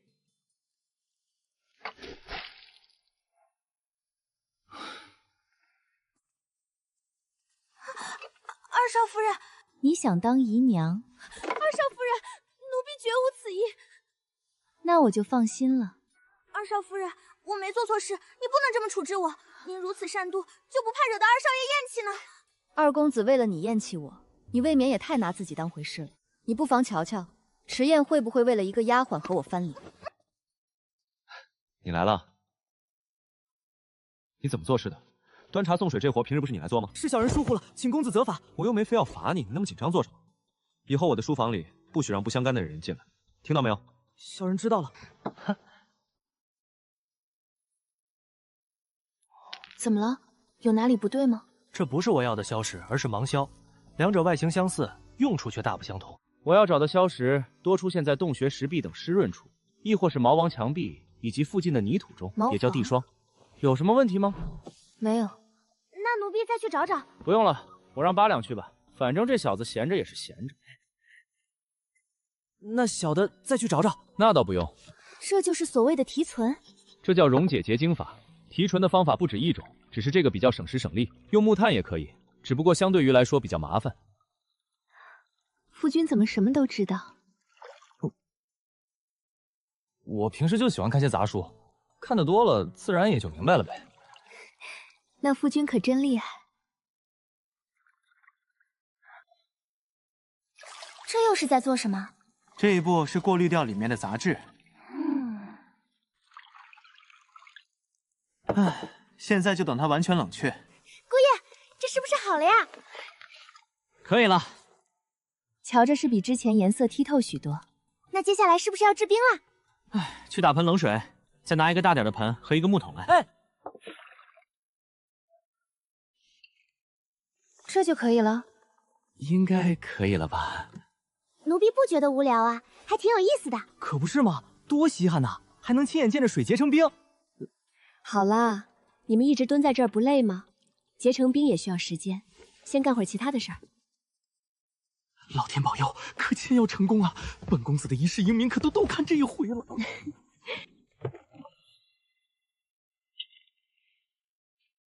喏，我就说吧，小意思。夫君真厉害。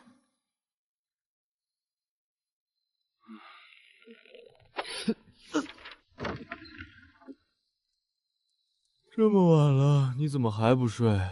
你不也没睡？这么晚了，夫君去歇着吧。你先睡，我这还有点没看完呢。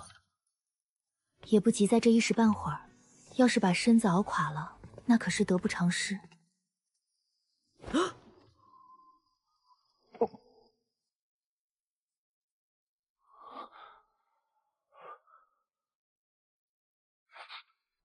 滚！哎，手怎么出汗了？我让雪清打了热水，夫君先去洗漱。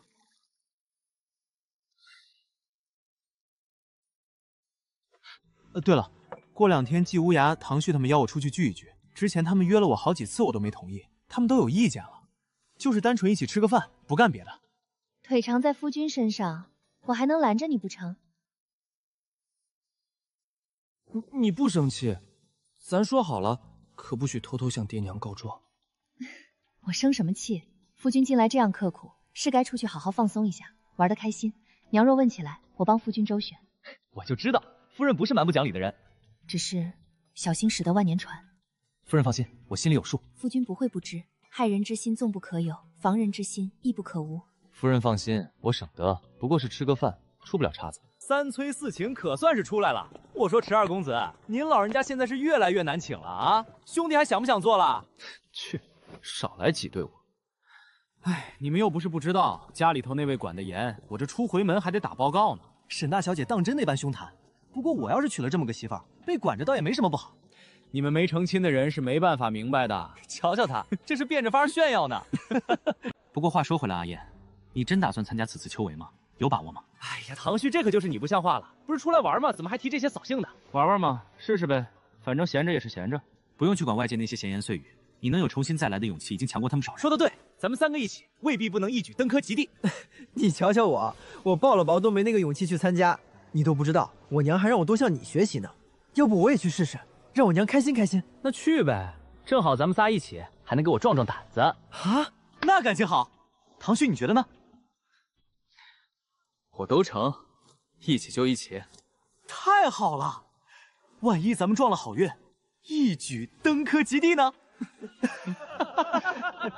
瞧瞧我听到了什么？3个不成器的纨绔还想着这登科及第，这可真是本公子今年听过最好笑的笑话了。怎么又遇到了这瘟神？瞧萧公子说的，人实力不行，可不是只能做白日梦了。你们说谁做白日梦呢？谁痴心妄想说谁呗。怎么着？不服是吧？来打一架！来呀，来呀，谁怕谁？算了，多一事不如少一事。本公子好不容易出来一趟，别让这种人坏了兴致。怂货！迟燕这小子怕不是在家关疯了吧？管他呢！平皇姑娘快要登台了。他们这是做什么啊？你关在家里消息碎缩，今晚春风楼的画舫会环湖进行歌舞表演，届时娉婷姑娘还会登台献舞一曲。你上哪儿去？吃饭啊，不然呢？娉婷姑娘要献舞，哎，你居然还有心情吃饭？不然我饿着肚子，她又不能当饭吃，咱这是上哪儿去？先说好啊，我夫人不许我看别的女子，出入烟花之地，更是要打断我的腿。行行行，知道了你个妻管严，咱们隔着湖呢。那画舫上的票一票千金，你想上去看还没那个机会。怎么样，我挑的这地儿还不错吧？可能入池二公子的眼。凑合吧。惯的你，都知道娉婷姑娘要登船献舞，大家争相寻找最佳视角。你是不知道，但凡好些的位置都被抢完了。看到那些人没？那便是船上买不到位置，只能站在湖边看的。这么夸张？不就是看个跳舞吗？他们是没看过还是怎么？什么叫不就看个跳舞？那可是娉婷姑娘的舞，能一样吗？哦，那娉婷姑娘是比寻常人多了只眼睛，还是少了个鼻子啊？你看看她说的叫什么话？这要是让萧碧听见你这么说她女神，光是唾沫星子就能把你淹死。她呀，是已有佳人在怀，眼里再也容不得其他。有家室的还不早点回去，在这儿凑什么热闹？先说好了，本公子得早点回去。我如今是有家身世的人，和你们可不一样。行了，张嘴闭嘴就是你家夫人。来，别光顾着说话啊！听说这湖里的鲈鱼可是一绝，还有这春日醉，出了名的好滋味。喝酒不开车，平安你我他。石燕，你脑子让驴踢了吧？回去的路上又不用你来驾车，车夫干什么吃的？清月本来也是要来的，不过他昨夜偶感风寒，他过了病气给你我，便只能遗憾作罢。以后有的是机会。宁宁，你何时与顾小姐这般熟识啦？之前在公主府的时候，与顾姐姐一见如故，觉得甚是投缘。我是不是打扰你们了？没有的事，出来玩人多才热闹嘛。只是从前觉得顾小姐这样天仙般的人物，应该比较难以接近。今日一瞧，倒觉得是我肤浅了。那湖边怎么这样多的人？请问你们这是在看什么啊？还能是什么？听说春风楼那什么婷的姑娘今日要登船献舞，这些人都是慕名前来观看的。婷姑娘啊，对，就是这个名儿。这位娉婷姑娘很有名吗？这样啊，也不知道这女人灌了什么迷魂汤，把这些男人一个个迷得不着家。可是腿长在这些人身上，他们若不想来，那位娉婷姑娘还能强迫他们来不成？你这姑娘怎的还帮上一个继子说话了？笑贫不笑娼，若非走投无路，谁又愿意自甘堕落？你这个说法倒是有点意思，随口说说罢了。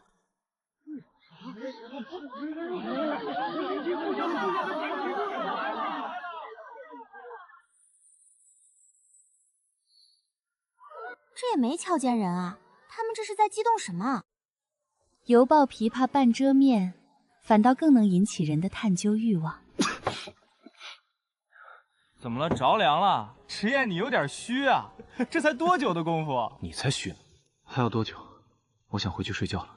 快了，快了，再等等。这是那人的意思。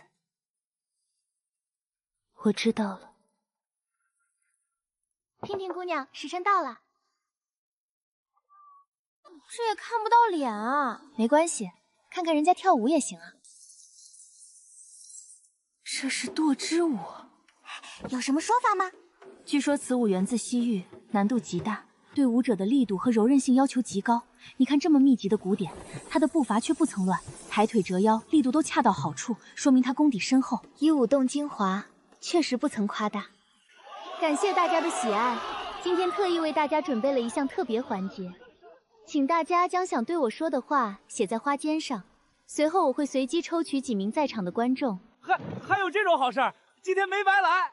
怎么，你还想去凑个热闹？这么多人，能抽中你就见鬼了。万一我就走了运呢？试试又不亏。再说错过这次，可就没下次了。管他呢，他这是不见棺材不掉泪。接下来好像也没什么好看的了，时候不早，咱们回去吧。迟燕还没回来？没呢，姑爷好不容易出去一趟，这会儿准是流连忘返呢。让他放纵一下也好。八两呢？他同姑爷一起出去的，这会儿也还没回来。你去找人，找到以后给他带个话。他若是不肯回来，那我只能亲自去请。公子呢？少夫人他被京兆尹府的人给带走了。他又和人逞凶了？这次不是，是杀人？不对，公子他没杀娉婷姑娘，人肯定不是他杀的。到底是怎么回事？听说今晚娉婷姑娘要献舞，季公子他们提议去瞧瞧。二公子本不乐意的，但也不好扫了他们二人的兴致。因那船票贵，当时小人就没跟随公子上船。是娉婷姑娘，娉婷姑娘跳湖了！公子，你们凭什么抓我家公子？你们家公子涉嫌一桩命案，我们要将他带回去调查。石燕，你个疯！你到底对娉婷姑娘做了什么？为什么会逼得她跳湖自尽？少夫人，您要相信公子啊！且不说他酒量极好，轻易不会醉，就算他喝醉了，最多只是抱着公鸡睡一宿，绝对不会干出这等丧心病狂之事啊！你说你家公子酒量极好？对啊。那季无涯和唐旭呢？据说事发的时候，季公子和唐公子并没有和公子在一起，但官府的人还是把他们一并带回去调查了。这件事暂时瞒着老爷和夫人，我先去衙门一趟。八两，收拾一些御寒衣物，待会儿给公子送去。是，小的这就去准备。何人擅闯牢房重地？我家小姐乃是户部尚书沈家嫡女，这不前脚我家姑爷被你们抓了来，她担忧不已，还请小哥松点刑的方便。你们这是光明正大行贿，抱歉，我可不吃这套。还请速速离开。我夫君目前并未定罪，只是被你们请了过来配合你们调查。我在众目睽睽之下把他带走，已是将他视为戴罪之身，引得百姓口诛海法。若是事后查出他是被人冤枉，那我恐怕只有进宫，请皇后娘娘还我夫君一个公道了。原来是沈大小姐，快请进，快请进，您莫要见怪，这小子初来乍到没眼色，不认得您呢。沈大小姐，就是这儿了。夫人，你怎么来了？能否得劳烦开个门？我把这些东西送进去，待不了多久就走。那沈大小姐，您可得抓紧时间，我去隔壁转转。你别进来了，这里面脏。他们可有对你用刑？我没杀人，更没做那种事。我相信夫君。真的？你真的信我？夫君与那嫔婷姑娘无冤无仇，为何要和她过不去？萧逸和唐旭拉我去看嫔婷姑娘，我全程都只低头吃菜，就连喝酒我也就喝了2杯。我从未见过她，更别提什么其他。她为什么要这么做？有些时候，你不去招惹别人，也会有人主动招惹你。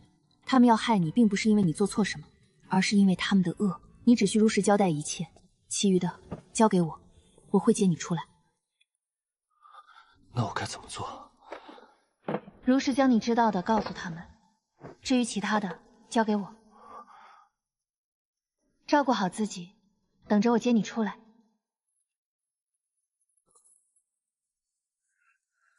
迟燕他是绝对不可能干出这种事的，这里面肯定有什么误会，还请你们仔细查查，早日还他一个清白。行了行了，怎么办案还轮不到你们2个门外汉来教。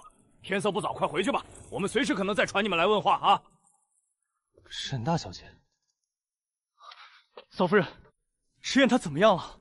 牢记公子挂心，我夫君情况尚可。嫂夫人，要不你打我吧，骂我2句也成。这事归根究底都怪我，若不是我执意要去看嫔婷姑娘，迟燕也不会遭此无妄之灾。我们都相信这事肯定和迟燕没关系，如果当时我们在场就好了，说不定迟燕就不会。总之我们难辞其咎。无论此事是不是迟燕所为，京兆尹定会查明真相。时候不早，2位还是尽快回去吧，我还有事，就先告辞了。嫂夫人心里肯定怨上我们了，人之常情。你仔细想想，我们仨一起出来，结果只有迟燕发生了这种事，沈小姐很难不迁怒我们。怎么会这样呢？我不相信迟燕会逼得嫔陵姑娘跳湖自尽。可为什么偏偏是迟燕？她与嫔陵姑娘又从未见过。更别谈结仇。小姐是觉得继唐2位公子有嫌疑？事发之时，他们2人都有不在场的证明，你觉得这只是巧合？这么看来，他们2人的嫌疑确实很大。可是奴婢听说2位公子和姑爷也算是交情颇深，怎么还会做出这样的事？这世上没有永远的朋友，只有永远的利益。在你看来情比金坚，可对别人而言，舍弃你和舍弃一样累赘，没什么不同。混账！我们迟家怎么出了这么个无法无天的孽障？这让我如何向列祖列宗交代？若不是门房机灵，怕是明日迟家沦为整个燕京的笑养，我们都还瞒在鼓里。二嫂，这可就是你的不对了。二哥闯下这样的大祸，你怎么还想着替他瞒着我们呢？你安的到底是什么心呐？老二家的，这便是你教的好儿子，平日里斗鸡走狗，不务正业。我咬咬牙还能睁一只眼闭一只眼，可如今他干了什么？他居然沾了人命官司。我迟家是断断容不得这么个败坏门风的孽障。母亲息怒，此事未必如表面所见。祖母，如今京兆尹只是请夫君前去配合查案，并未定他的罪。此事是不是他所为，还有待商榷。只抓了他一个人，还不能证明他的嫌疑吗？事情发展到这个份上，你觉得还有转圜余地？当然有。柳暗花明又一村，还未到绝境，怎能轻易下定论？唐宁，我知你维护自家夫君心切，可杀人这个罪名并非小事。你要知道，这事儿真和燕哥哥扯上关系，咱们受累。别的不提，就明日侯爷和子恒上朝，参他们的折子都够我们吃上一壶。不行，这逆子必须逐出家门。祖母，咱们是一家人，一荣俱荣，一损俱损。发生这样的事情，不想办法解决，却急着撇清关系，这落在外人乃至陛下眼里会怎么看？明哲保身固然是人之常情，可事后若证实迟燕是清白的，覆水容易，收回来可就难了。你放肆！你这是在指责我们。长姐，知道你救人心切，但你也不能公然顶撞老夫人呀。二妹妹倒是心宽，且不说我这如何叫顶撞，若当日你我并未错嫁，如今你恐怕比我更着急呢。二妹妹如今怀有身子，孕期最忌讳思虑过多，你还是好好歇着吧。祖母这话可真是误解了孙琦。唐宁分明是顾全大局，为了咱们整个池府长远发展考虑。祖母、父亲、母亲，二弟的事情尚未盖棺定论，咱们不妨等等京兆义那边怎么说。母亲，子航说的不无道理。燕哥那孩子虽然离经叛道，但应该不至于做出这种事。二弟知道你们溺爱孩子，不过平日里还是要多重对孩子的教育才是啊。唐宁，迟燕那孩子怎么样？他怎么就着了道呢？爹娘相信夫君是清白的。自己的儿子什么德行行，我们为人父母的能不清楚吗？阿燕这孩子，你说他不上进，说他没出息，这些我承认。可我生的孩子，我还能不了解吗？他是绝对不会干出轻薄人姑娘这种事儿的，更亡于杀人呢。我也相信他。唐宁，能娶了你是他的福气，往后这家里便全由你当家做主，你说什么便什么。唐宁，你看我们能不能做些什么？官府查案我们是插不上手，能不能想法子让他在里面好受些？二老爷放心，我会设法联络刘大人，保他不受刑。我听说官府办案审讯手段都比较……爹是担心他们屈打成招。迟燕那小子自小没吃过什么苦，我担心他被用了刑，万一一股脑认了罪，那可怎么办？京兆尹刘大人并非酷吏，刑讯手段应当不会过于严苛。爹娘放心，这件事交给我，保管夫君在狱中不会遭到严刑逼送。你该不会是打算找皇后娘娘求情吧？这可不成啊！为何不能求皇后娘娘？这件事这么多人盯着，皇后娘娘若当真插手，势必民怨沸腾，岂不是将她架在火上烤吗？爹知道你同娘娘感情深厚，但正因如此，我们才不能将娘娘陷于不义。爹娘放心，我并非是求皇后娘娘出手，此事我另有打算。属下已确认过，是娉婷没错。他竟敢自作主张，此案造成了极恶劣影响，给京兆尹施压，让他务必尽快结案。唐宁，我同你一起去吧。我知道娘担忧夫君，但今日恐怕不会太平，您还是在家中等候吧。那我也总不能什么都不做吧？娘不如就在马车里待着，我去和你一起，总不能让你一个人面对。就是天子犯法与庶民同罪，他迟夜杀了娉婷姑娘，就该……诸位，请听我一言。我知道大家都很关注这个案子，可查清真相还需要时间。你们在这里声讨，除了耽误时间和造成秩序混乱，对案情进展并没有多大帮助啊。刘大人，我们这不也是怕您迫于压力，不得不向权势低头吗？萧公子，您这……哟，这不是碰巧吗？刚好人就来了。萧公子是亲眼见着我夫君杀人了？这不是不争的事实吗？这么多人亲眼见着娉婷姑娘从池儿的房间里跳了下来，难道还能有假？都说耳听为虚，眼见为实，可有时候眼睛看到的也不一定就是真的。你们只看到娉婷姑娘跳湖，却并未看到事情的起因经过。当时屋里只有迟燕一人，不是他还能是谁？你莫不是想替他狡辩？有正咒罪，我沈唐宁绝无半句辩解，罪该万死。但仅凭你们的一面之词就要定他的罪，这就是你们读了圣贤书所学到的众口铄金吗？我相信律法公正。若迟燕真的杀了人，或者逼迫娉婷姑娘行苟且之事，那么她罪该万死。可若她是被冤枉的呢？那么今日你们说的每句话都会成为逼死她的利剑，你们每个人都是杀人凶手。你这是强词夺理！诸位都是读书人，难道不明白众口铄金、积毁销骨的道理？如若迟燕真有罪，律法自会惩罚他，而不是让你们在这公然升堂审判。你说的冠冕堂皇，谁知道你们迟家会不会向刘大人施压，逼他草草结案？萧公子可太看得起我们了，京兆府可不是迟家的一言堂。再说我今日来就是为了此事，此案我恳请大理寺与京兆尹协同调查。迟二少夫人这是不信任本官。刘大人误会了，只是此案错综复杂，听闻大理寺擅断其案，故而我才有此提议。况且我朝律例，世家子弟涉案当移交大理寺审理，我这请求不算过分吧？此事容本官呈报上去问过上头的意见，才能给你答复。那就先谢过大人。大理寺办案是出了名的铁面无私，萧公子可放心了。我们走。忧虑，大理寺少卿柳大人是个品行能力都相当出众的人，劳你费心了。沈大小姐放心，抛开正常审问流程，若是上头吩咐，本官也不敢轻易用刑。阿姐，我听说迟燕她……这位是唐宁的弟弟吧？我先回马车里等，你们姐弟聊。迟二夫人也在啊。你怎么来了？我一早得知了消息，差点气炸了。此事他也是着了道，被人算计了。我也不信他会杀人。虽然那小子瞧着浓眉大眼，实则心眼忒多，但这种事不像是他能干出来的。等我见到他，非打断他的腿不可！竟敢让姐姐你为他操心，就你能耐！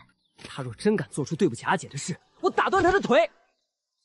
行事这般冲动，你还是当心父亲先打断你的腿吧。我也没真想抽他，这不是想来问问情况吗？阿姐，这究竟是怎么回事啊？此事疑点颇多，不是三言两语能说清的。我暂时还没有头绪。如今是特殊时期，不知有多少双眼睛盯着，须得谨言慎行，不可任性妄为，记住没有？成，我都听阿姐的。若是有什么需要，阿尽管吱个声。刘大人，这边请。请。池二公子，本官乃大理寺少卿柳一富，接下来会负责参与调查你的案子，希望池二公子能够配合。柳大人好，该交代的我都一字不漏交代了，不知道柳大人还想了解什么？我看了池二公子的誓词，你怀疑自己当日被下了药，可我方才从案发现场回来，当日你的酒水饭菜中均未发现任何药物残留成分。